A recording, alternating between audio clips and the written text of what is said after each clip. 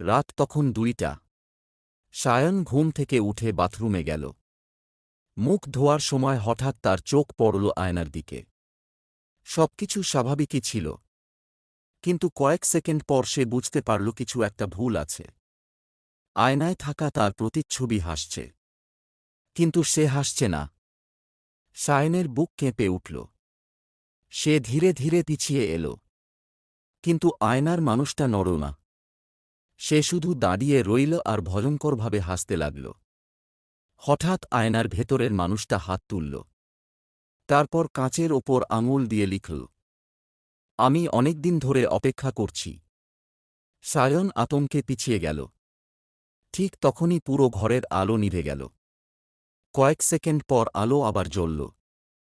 আয়নায় সব স্বাভাবিক, কেউ নেই। সায়ন স্বস্তির নিঃশ্বাস ফেলল। কিন্তু তখনই তার চোখ পড়ল আয়নার নিচে। সেখানে ধুলোয় লেখা ছিল, এবার তুমি আয়নার ভেতরে।